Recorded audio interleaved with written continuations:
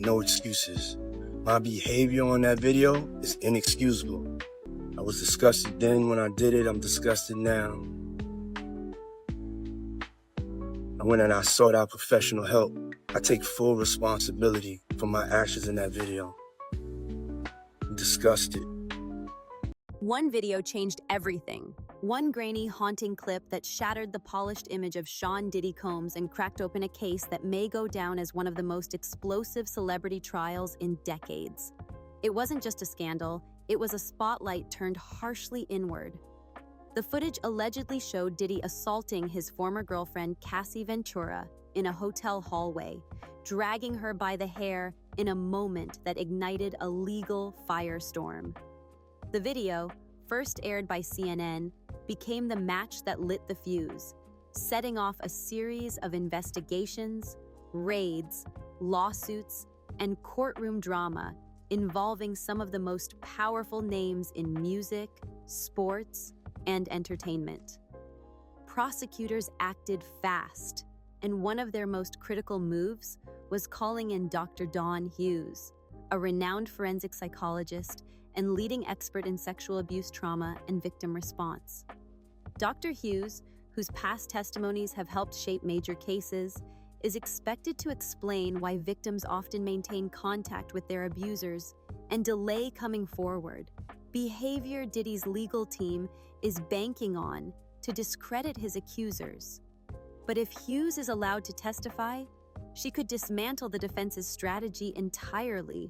Her role? To help the jury understand that trauma doesn't follow a script. The defense, knowing the weight her testimony carries, is doing everything in its power to block her, arguing that she hasn't evaluated the evidence firsthand and that her perspective would unfairly sway the jury. But even if they succeed in that battle, they still face a war they may not be equipped to win. The hotel footage itself remains a ticking time bomb.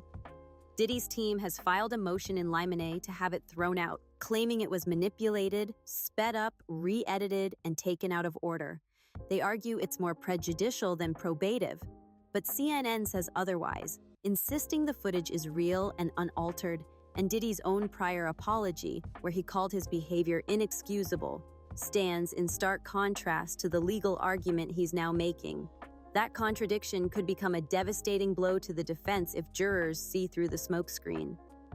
And then there's Cassie, no longer just a name in a lawsuit, but a woman prepared to take the stand, face her alleged abuser, and speak her truth without anonymity. Her celebrity, her story, and her decision to go public all elevate this case beyond a legal matter. It's a cultural reckoning.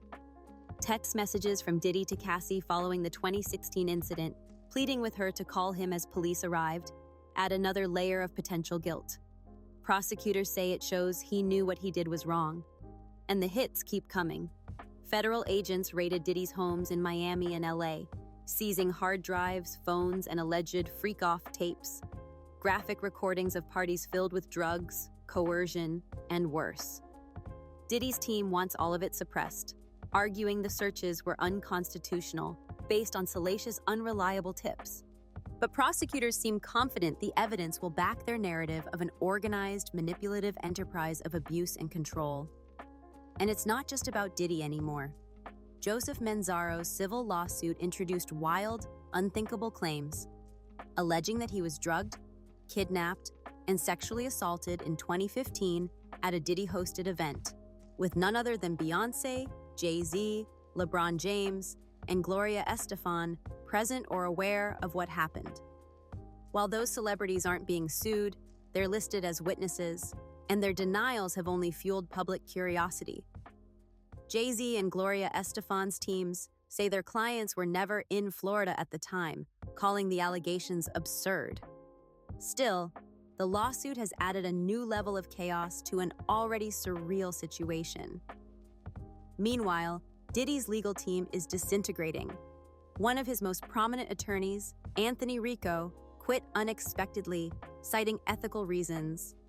And the legendary law firm Grubman, Shire, Meiselas, and Sachs, Diddy's longtime legal allies, also dropped him, allegedly due to pressure from other A-list clients like Lady Gaga. When your own lawyers start walking away, it says more than any press release ever could. Faced with mounting evidence, fleeing attorneys, and damaging public perception, Diddy's defense took a sharp turn, arguing that he's being targeted because of his race and success. They filed a motion claiming racial discrimination, hoping to frame the prosecution's actions as an attack on a wealthy Black entrepreneur. But without solid evidence, the argument is seen by many as a last-ditch attempt to shift the narrative. The judge, unimpressed, denied Diddy's request to delay the trial, ruling that his 4 law firms should be more than capable of preparing in time. Jury selection begins May 5th, and the court has ruled that victims may testify under pseudonyms, except for Cassie, who will use her real name, potentially becoming the emotional center of the trial. With everything in motion, the stage is set for one of the most watched trials in recent memory. The evidence is staggering. Multiple lawsuits, raid footage, expert testimony, and star witnesses. But this isn't just a trial. It's a collapse in slow motion. Once revered as a mogul who shaped music and culture, Diddy now faces a future where his legacy may be rewritten in court transcripts and headline scandals. And if justice has its way, the man who once ran the industry might find himself running out of time. This isn't the after party he expected. This is the reckoning he never saw coming.